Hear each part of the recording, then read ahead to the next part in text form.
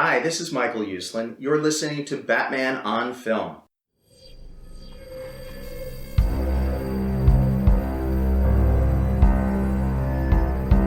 I'm vengeance. I have given a name to my pain.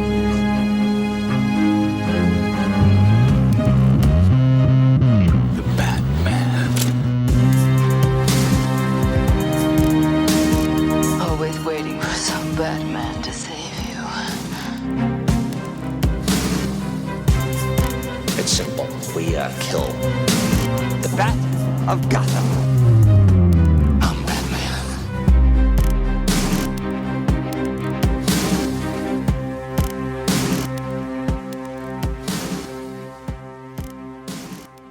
Hey now, Jet here from Batman on Film. Support for the Batman on Film podcast and Batman on Film is brought to you by Manscaped, who is the best in men's below-the-waist grooming champions of the world. Manscaped offers precision-engineered tools for your family jewels. Manscaped just launched their 4th-generation trimmer, the Lawnmower 4.0. You heard that right, the 4.0. Join over 2 million men, including me, worldwide who trust Manscaped with this exclusive offer just for you. For being a Batman on Film listener, 20% off and free worldwide shipping with the code JETBOF. That's JETTBOF at manscaped.com. Get 20% off and free shipping with the code JETBOF at manscaped.com. That's 20% off with free shipping at manscaped.com and use the code JETBOF. Unlock your confidence and always use the right tools for the job with Manscaped.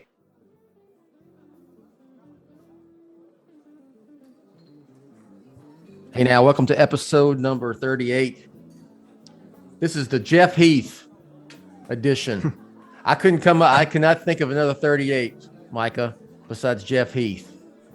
He played a good role for his period of time. Roy Williams wore 38 for a second when he was drafted by the Cowboys, and then he was 31 for all his career. But I was about to say, all I remember is 31. I remember him icing that game against the Eagles way back in the day. He was he was 38 when he came in, but I don't think he ever wore it in a regular season game. He was 31. Oh. Anyway, this is like Diggs too. Like Diggs was 27 for 1 year. Now he's gonna be 7. Yes. So. Yes. A bunch of number switches this year, and then they let I'm on a tangent now. They let the linebackers linebackers can wear single digits and team numbers and stuff like that. So they shouldn't have let Jalen Smith wear 9, Micah Ramey. They should not have. It kind of sucks that he paid all that money to swap that. You have to buy out your jerseys, which is so weird. Yeah. And he ended up getting cut, unfortunately. And he also got cut by the Packers. So. Yes. All right. Luck to him. So I'll go on another tangent. The Cowboys do play today. We're recording Sunday morning. It is November the 7th, 2021. And this could be a tale of two bills because you're all smiles right now. We'll check back in with you in about 12 hours and see. Oh, in about 6 hours, sir. And then we'll know how kind of mood I'm going to be in for the rest of the week. They should play in the Broncos. They should win. And I hope they win so I can continue this role of good moodness around here. But they're having a good season regardless. Pretty good team this year. I'm happy. Reminds me of the 90s teams. It does. That's the first time I don't say that very often, but this reminds me of that 90s team. Those 90 teams. So. Yes. Now this is what it felt like. It reminds me of the 92 team specifically. So anyway, this is Batman on Film Social Hour number 38. I mentioned Jeff Heath again. And with me today is senior BOF contributor Ryan Lauer. How you doing, Ryan? Good morning. Doing good. Fighting this flu, but I'm also becoming victorious like them Cowboys. So okay, I'm gonna be all right. Okay. And also is the founder of Coloneh Broadcasting, Micah Ramey, and also BOF contributor himself, and my son. Micah, how are you doing? I'm good. Thanks for having me on the show. If Ryan is a senior contributor, does that make me a minor contributor? What is exactly is my role in that? There is what, 3 senior contributors? 4. Okay, they just do a whole heck of a lot. Mihas, Pete, Garrett. There you go. Yeah, I'm not there yet. Yeah. Definitely not there yet. They do a lot of they do a lot of stuff for Batman on Film. So that's just my appreciation, right? So that's right. Yes, and you're definitely higher ranking, if I may say so, for Bill, higher ranking than Dick Shoes. So well, of course, yeah. I doesn't take much. So yeah. I didn't think that was a conversation, honestly. It's on the record now. All right, we're gonna, before we get off on too many tangents here. I will say I got to plug, because we're going to talk about the Batman, and we're going to talk about the specifically about the new trailer, not the new trailer, but the new synopsis that came out last week for the film. But Micah did a breakdown of the trailer when it came out a few weeks ago, and it was really, really good. And he's also doing the going through Pattinson's films post Twilight. So those have been performing pretty good for you on your channel, right, Micah? Yeah, they're doing pretty good. I think people are very excited to see the Batman, and I think the general audience is kind of coming around on Robert Pattinson a little bit more, especially with his performance alone in the trailer. But just looking at recently he's kind of done some big films. Like maybe this guy is different. So here's how it'll work. It went from the guy from Twilight, the sparkly vampire in Twilight films. He sucks. No, hell no. And then they'll see the movie. Then they saw the first trailer and it started going, well, that doesn't look too bad. Then they saw the second trailer. Well, that looks pretty good. And once it comes out, it'll be, he's the greatest Batman ever. And they'll completely forget about Bale and everyone else and Michael Keaton. But that's how it usually works. See Heath Ledger as the Joker. Michael Keaton as Batman. That's always the way it works. All right. So let's get right to it. I wanted to have you two on specifically because y'all did a show on Brian's Batman Book Club talking about Batman Ego. And when I read the synopsis of for the Batman, this new one, it says, it just reeked of ego, and I want to know what y'all thought about it. So I'm going to read it in little chunks, and then we'll talk about it.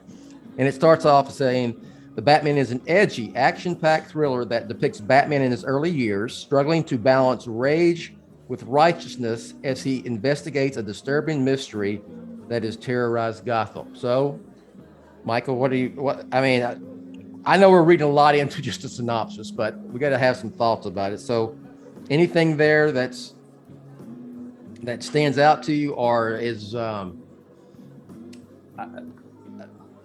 points to a specific plot point or where they're going to go with the film?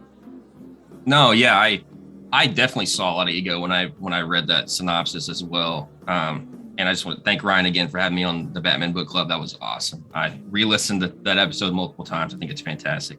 And anytime I read a Batman book, I go back and watch your videos. So I may not be keeping up with the weekly episodes, Ryan, but I definitely watch. I go after I'm done, like just for feedback.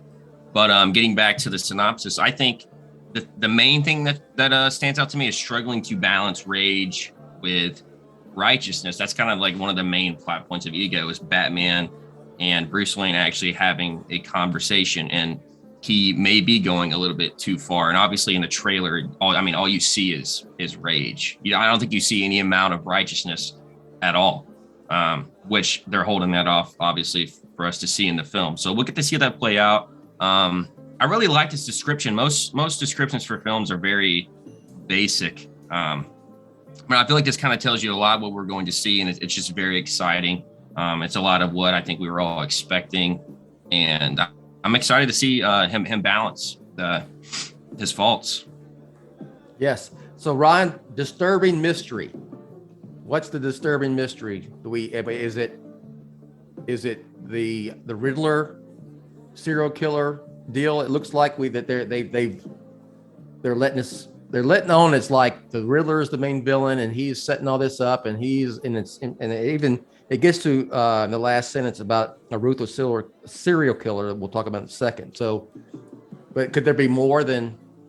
It's got to be more than just that. They're not giving away everything, right? I think we're led to believe as if the Riddler is the prime villain, the big deal here. But I mean, he even says in the trailer of it's a powder keg and the Riddler's a match. And so to me, that makes me think, oh, the Riddler is the big domino that gets everything fallen, you know? And I don't want to know. I hope that none of us know anything until we're sitting in a theater and watching. But I feel like a disturbing mystery is going to kind of shake the foundation of Gotham somehow. Like, otherwise, what could have such a drastic effect of being, you know, disturbing?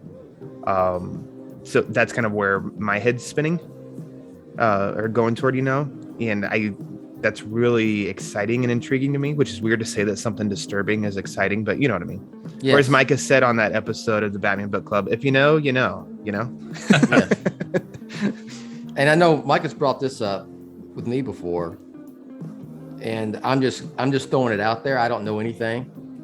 I mean, if there is something more than just the Riddler, could it be Court of Owls mixed into this somehow, you know, and within the just this, you know, like in Scott Snyder stuff, is they're this mysterious organization of rich folks who have run Gotham to a certain degree for years and years and years.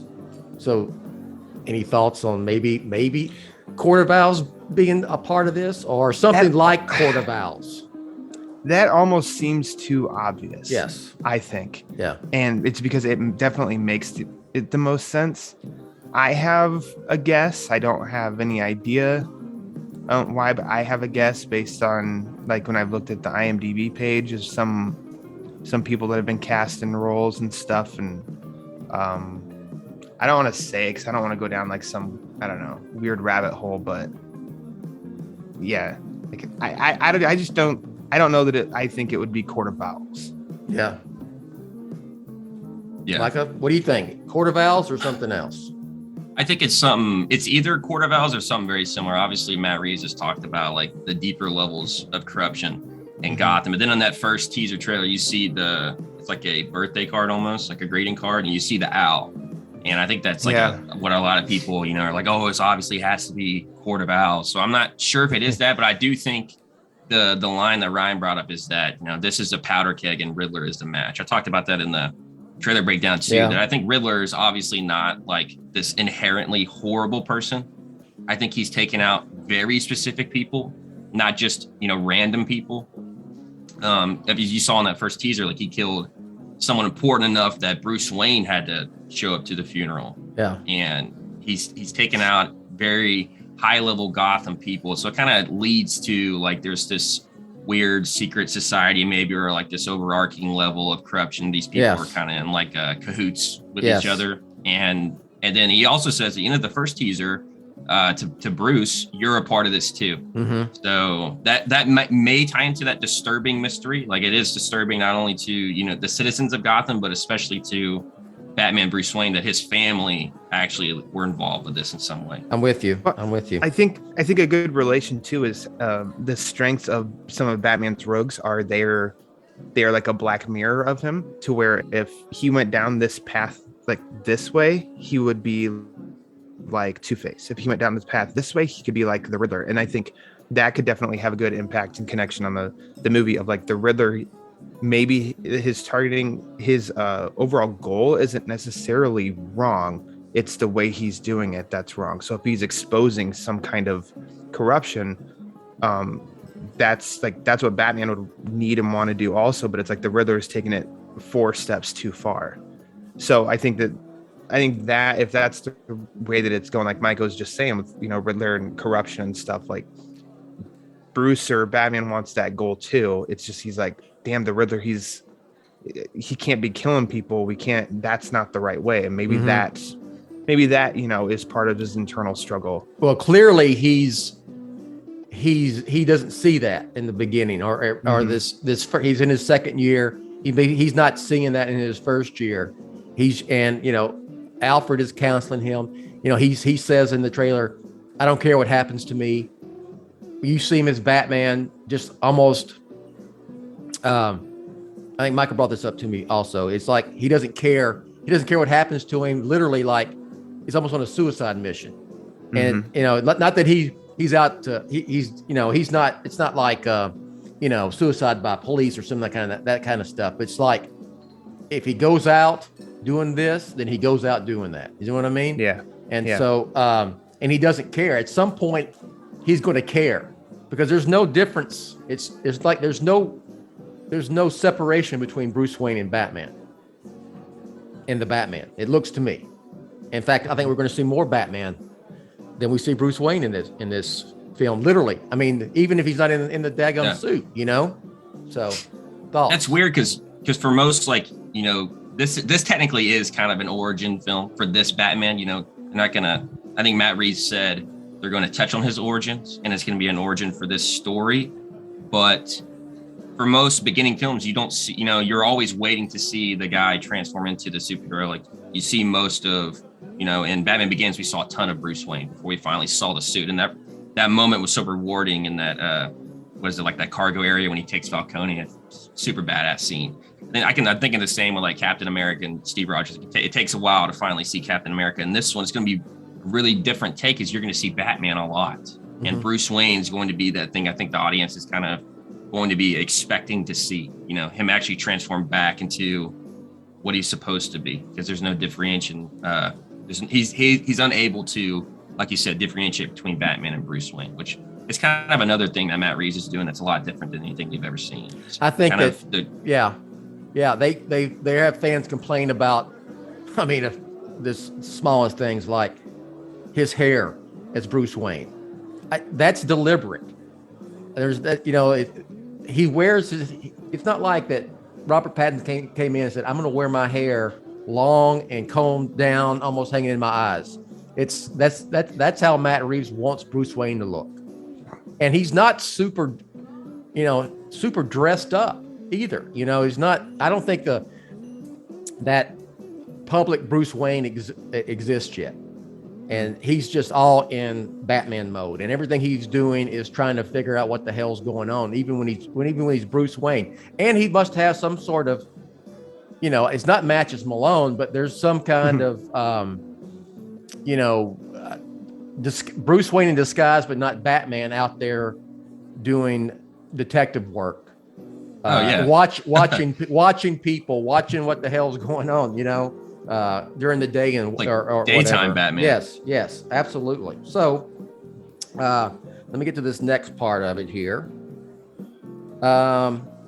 That Robert Pattinson delivers a raw, intense portrayal of Batman. That got a lot of reaction. A raw, intense portrayal of Batman. You can see that in the trailer. He's pretty raw and intense, isn't he? Yeah. Because I mean, putting it lightly. Yeah, he's angry and he's full of rage. So that's they nailed that. And this was a great part. It goes on to say. Robert Pattinson delivers a raw and intense portrayal of Batman as a disillusioned, desperate vigilante, awakened by the realization that the anger consuming him makes him no better than the ruthless serial killer that he's hunting. So yeah, he's completely lost. It's almost like what was it in Batman Begins, y'all? That Alfred says you're getting lost in this monster, and Bruce says it begins. Yeah, and the difference is by the time Begins happens in the Dark Knight trilogy, he's not fully formed Batman yet, but Bruce Wayne's got his priorities in order. He's got his priorities in order. He knows it, and he's not getting lost. Alfred's afraid of him getting lost in it, but he's not. He's not going to. He's got the three parts down: Batman, the real Bruce Wayne, and then public Bruce Wayne with help from Alfred in Batman Begins. And that's what we talked about. This one, he hadn't figured any of that out yet. He became Batman, and he hadn't figured it out yet. So any thoughts on that stuff, Ryan? It's gonna be an interesting approach for sure, where like you just referenced Begins, in just like a difference of a film, not that one will be better than the other. No. He's figuring out that separation in Begins a little bit, but he's got a lot of it still figured out. We're seeing a lot of Bruce Wayne in public Bruce Wayne, and then we're seeing a lot of Batman in the back half of the film and mix. And here, I think that's just a really interesting approach that Reeves is going to have. That I wouldn't be surprised the movie opens up with Batman beating the shit out of out of people or something, and we're getting introduced to this raw, intense Batman, and then it doesn't let up. In the second trailer, Ryan, Catwoman, Zoe Kravitz, the reaction shot of her is good. It's her reaction of him pounding someone. It's like, okay, that's too much. Mm-hmm. In which we saw that at the Fandom trailer, the one guy that he takes out, and it's just like the guy is down, and then it's still boom, boom, boom, boom, and it to where it is a bit like, whoa, maybe a little too much. He got the point, so that'll be pretty interesting, I think. That we just we dive right in to this version of Batman where he's already a little beyond where he needs to be. No pun intended. Micah, what you got? No, I think Ryan nailed it right there. I keep thinking about origin, and it's not just him learning how to, you're not going to see him travel the world or whatever the origin ends up being, but it's the origin of figuring out how to be Batman. How am I going to balance this? And that's where we see the ego. And I really like the line, a disillusioned, desperate vigilante. And I'm wondering what he's going to do in the film that leads to desperation, or what he may do will lead him down a path of desperation to do anything. And then awakened, this is what we haven't seen yet in the trailers, awakened by the realization that the anger consuming him makes him no better than the ruthless serial killer he's hunting. So that leads me back into where, Riddler may not be inherently evil. He has a reason of why he's doing these things. And he's just kind of toying with Batman until he finally figures it out himself. But I'm so excited to see that awakening in the film, in the later half of him finally learning, okay, I'm going too far. I need to figure this out. Matt Reeves has said that Bruce Wayne goes on a journey in this film, and it's an emotional journey. And I think part of what's going to be awesome about the Batman is that the audience is going to go on that journey with him, and we're going to be like, that's a little bit too much there, Batman. Batman really, he doesn't take it that far. And then we were rooting for him to become the hero, the fully formed Batman that we know and that we all love is for the character. So I just thought the whole synopsis was great, and it tells a lot, I think, about the film, but there's so much about this that we don't know. There's more than just the Riddler. There's, we haven't even seen Falcone yet in a trailer where he fits in the movie. What's the Penguin that Reeves has mentioned? The Penguin's not fully formed yet. So could he be a character? Do y'all think he could be like the Scarecrow in the Dark Knight trilogy who shows up in each film? Is not like the main bad guy in the film, but it's kind of like the connective tissue between the movies, because I think Colin Farrell and they said it's a small role here. I think he's a big enough actor to where we'll see the Penguin past the Batman. Any thoughts on that? I hope so. I would hope that if we do get a Reeves trilogy, that in the second and third movies, just like some of the the great Batman entertainment we've had, we're getting this Gotham world. So we're getting rogues, repeated viewings the second and third movie, to where Penguin is one that we'll see. Catwoman we'll see multiple times. Maybe the Riddler is going to show up somehow in the second one, as does Penguin and Catwoman and a new villain, and all of them in the third one with a new villain. That would be really, really cool and different than anything that's come before too, is that we're seeing all of these villains in multiple movies. So I hope so. Well, yeah, he said the Rogues Gallery exists already. I'm sure it'll grow, past the Batman and in other films. So I was really just, I was kind of fascinated by the description. If you know ego, it screams ego. it talks a little bit about, I mean, it hints at like the Long Halloween influence with, you know, the fact that he's he's hunting a ruthless serial killer. It even hints at the year one type vibe of Batman is early in his career. You know, he's in year 2, actually. Reeves has said that. So that's, can I ask you two a question? Sure. For each of you, do you think that we're going to get flashbacks of some kind to where we do see a Thomas and Martha Wayne and they're keeping that casting under wraps? Michael, what do you think? You know, I thought about that too when I actually reread Ego this morning.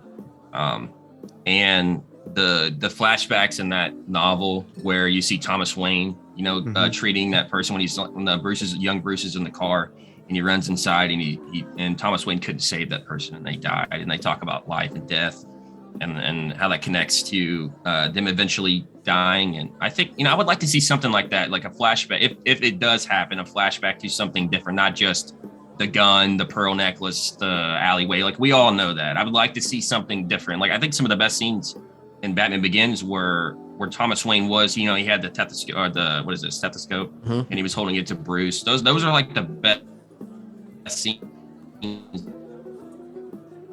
the fatherly scenes. I would, you know, like one timeline film, like we'll watch it from the beginning to the end and just references maybe to the past. But I wouldn't mind it. I think it'd be interesting, especially if, I mean, Matt Reeves is all about doing new things, so I don't think he's gonna, you know, walk down those paths again. I'm on board. I don't think we'll see the Wayne murders again. I mean, we saw it in Batman '89. We saw it in Batman Forever. We saw it in Batman Joker. v Superman and Joker. Even Joker. Let me ask you. I mean, off track a little bit here. I got a question for our BOF mailbag I'm doing, and someone brought up this long. You can probably read it because it's from the Facebook group. It's this long comparison between Joker and the Batman, and is the Batman a sequel to the Joker? And I was like, no. I mean, you don't think there's any stretch, any way possible that they tie that in. I'm like, no, that they're not, but I don't know I just don't know what, I mean, he gave some reasons why, but I don't see why people immediately assume or want it to be part of the same deal just because they're not part of the connected DC films, you know? Yeah. I'm not a gambling man, but if I had to bet, I'd bet that they will not be connected. I would say that if the Joker shows up in a Matt Reeves Batman film, Matt Reeves will cast the person he wants to play the Joker and not have Todd Phillips' version of that universe and that character shoehorned in. Yeah. You know? Mm-hmm. So yeah, I thought about that for a second. All right. So yeah. You know, if I say something real quick, I had like one question first, because that kind of ties into a question, like one question I had. Yes. I can see how enticing having Joaquin Phoenix's Joker and Robert Pattinson battle, but I don't know. That Joker doesn't really seem primed to take on a Batman. It just didn't work for me. I don't think, like Ryan says, I'm not really a betting guy unless it has something to do with football. But I would not say they're connected. But, you know, with Ego, Joker kind of he wasn't a huge part of the comic, but I think he did play a huge role because, I mean, at the beginning with Buster Scruggs and him killing himself, he did it because of the Joker. And a lot of what the Joker does makes Batman really think, like, should I kill? Should I cross this line? So do you think I think we will see the Joker maybe in the sequel or in the third film. Do you think Matt Reeves will revisit a lot of the Ego stuff with the Joker, or how do you think he'll handle that? Man, Ryan, take that. That could be a good thing to bring it around full circle, because I think, as we discussed with Ego, that is almost like a I think I made the comparison, the Ouroboros, which is the snake eating its own tail.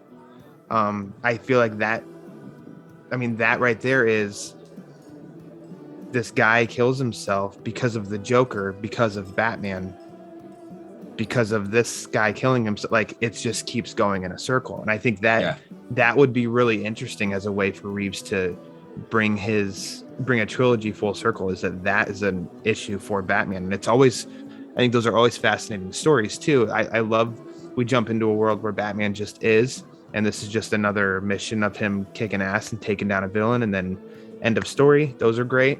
But this too would be such one of his, the whole, are these villains crazy? So I had to become a bat, or because I became a bat, these people got crazy. Like that's always a good dynamic, I think. And I think that's definitely relative there and could be really, I mean, I think if Reeves brings in a Joker, I think he's going to be a scary ass Joker just by what we've seen so far. Yeah. Yeah. Yeah. I have nothing to add. I agree. I think I think Reeves' films will be connected, and I think they'll overlap and have plot threads that are interwoven. I think things will come full circle in the finale. I'm just excited now to finally get to the Batman here in what, 4 months? We're 4 months away. Under 4 months. All right, awesome. So whoa, Bill. Hey, last question for y'all. We got merchandise coming out. Ryan's already got the Lego stuff. I've got some Legos covered. You put it together, right? I put together the Batman Selina Kyle chase. I have the Penguin Batmobile chase that I have not put together yet. Okay. And the Selina and Batman chase comes with its own little bat signal that glows in the dark. Okay, nice. So that's pretty fun. What's the construction time on the Bat Selina bicycle? That was motorcycle. I saw that. Yeah, half hour maybe. It was pretty simple, pretty quick. And his bike definitely felt a little tumbler-ish. Hers doesn't stand up very well. Okay. It flops on the side. All right. So wait, my point is merchandise is coming out. We've seen TV spots already. We've got the second trailer. We know that more merchandise will be coming out as we get closer and closer. Do we need anything else? Do you need to see anything else? Does the general audience need to see anything else? Yeah. No. Other than just TV spots cut from what we've already seen. You know what I mean? They need TV spots, then we definitely need that Mountain Dew tie-in. Wasn't there a Mountain Dew tie-in for Rises? There sure was. Yeah. Okay. They even had those like the coolers or whatever that are open, and they have drinks, and there's a Batman one connected. Okay. Like, all right, cool. Bale's Batman connected to that. Give me those in every gas station. Come on. Yeah. Yeah. Only thing I'd like, and I've said it several times, when the Cowboys are in the Super Bowl in February, I'd like to see that would just be my fandom worlds colliding together completely. Regardless, I think it's the Super Bowl this year is like 2 weeks before the Batman hits. And I've said this many times. So I can't, it's not like it's in June or July. It's like literally 2 weeks away after the Super Bowl, because Super Bowl is later because they have a 17-week season this year. The playoffs are longer and whatever. I just think they've already put it on NFL games. I don't know if it's showed up on like World Series or anything like, of course, hardly anybody watched the World Series, but whatever. But Super Bowl, yes, you have this huge audience that's right there 2 weeks away. That's got to be the perfect spot, no pun intended, to place that ad for the Batman. You've got a new era that you've got to sell. Like, this is a new launching point. I think you definitely go heavy in marketing, and you spend on that on that spot at the Super Bowl for the Batman. Yeah. Micah? No, I definitely think the release date of the film is intentional, 2 weeks after the Super Bowl. Yeah. But obviously I'm a huge Cowboys fan as well. And I tell my friends a lot, like, this has never been a better time for me. Like, being a Cowboys fan and a Batman fan, I'm getting a new Batman trilogy, and the Cowboys are actually good for the first time in my life. Like, actually good. It seemed good in the regular season, and then you get to the playoffs and it's a different team shows up, but it seems like a great team. This seems like a great film. So if the Cowboys go to the Super Bowl and win it, and I get to see the Batman, and that's a 2 week time frame, I don't know if life can really get better than that. Honestly, you will peak at your young age. Yes, that would be the peak. I don't think it'll get any better than that. That'll be pretty awesome. So. All right, we'll go out with that. So Ryan, go ahead and plug whatever, and make sure you plug. We're gonna do Gotham by Gaslight, right? We sure are. Yeah. On the Batman Book Club in December, Bill's going to make his glorious return to the show. And we're going to talk Gotham by Gaslight. Coming up next is going to be Under the Hood, talking about that book and the animated movie, which will be fun. The Batman Book Club, found wherever you get your podcasts, or follow on Twitter at the Batman BC. Also, I have a bunch of stuff on BOF proper. Coming up next there is going to be review for Batman the Imposter #2, linked to the Batman because it's written by Mattson Tomlin, who has a story credit with Matt Reeves on the Batman. First issue was awesome. Haven't read the second one yet. I'm sure it's probably awesome for how good that first issue was. Yeah. Second issue just as good. It's better. It's getting better. Okay. Yeah. All right. Cool. As far as that and other reviews, and also interviews with Lee Bermejo and Long Halloween film writer Tim Sheridan, all on BOF. Check it out. Micah shot me a picture. He had bought, Ryan, you're going to like this. He picked up Batman the Long Halloween special and issue #1 of Batman the Imposter. Have you read either one of them yet? I have not read them yet, but me and some of my buddies, we have we literally call it the quarterly comic book visit, our shop in Annapolis, Maryland. So we head up there and grab whatever we've been missing. And I've been meaning to get the Long Halloween special since it's been out. So it's a good time to read it. Oh, buddy. Whew. Yeah. What a treat. Ryan, what a treat. Yeah. And I didn't want to read your review because I wanted to save a lot of that, for me reading it, but I couldn't help it. And I read it, and it seems fantastic. I'm excited to get into it. Probably read it this week. All right, Micah, go ahead and plug whatever you'd like, please. You can just find me on YouTube on Coloneh Broadcasting. I do a lot of things that aren't strictly BOF related, but if you want to, you want to watch more Batman related things, I am doing a series of Robert Pattinson videos. The next one will be The Rover. I already did one on Cosmopolis, a very, very strange film. Wouldn't recommend it to everyone, but if you are interested in seeing Robert Pattinson, as the fans are calling him, his acting journey and evolution, I recommend it. But yeah, on YouTube.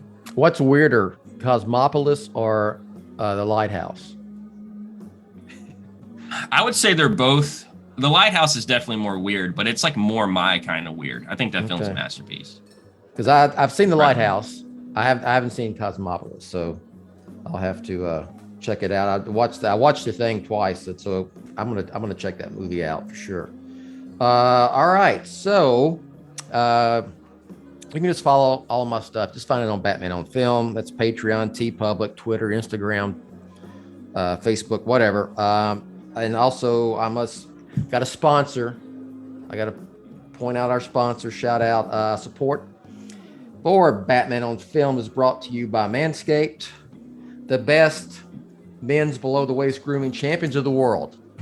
They're the champions of the world in that. Manscaped just launched their 4th generation trimmer, the Lawnmower 4.0. You heard that right, the 4.0. Join over 2 million men worldwide who trust Manscaped with this exclusive offer just for you for listening to this podcast. You get 20% off and free worldwide shipping with the code JETTBOF, JETTBOF at manscaped.com. So go there, tell them Batman on Film, Team Batman on Film sent you. And with that, for Micah and Ryan, I'm Bill. Thanks for listening, and we'll catch you next time. Thanks for listening to the Batman on Film Social Hour, Jet's official BOF podcast and vlog. Follow Jet on Twitter at Batman on Film. For BOF news only on Twitter, follow at the Batman on Film. For Jet and everyone at BOF, I'm announcer Rachel. Authoritative, definitive, the original Batman on Film.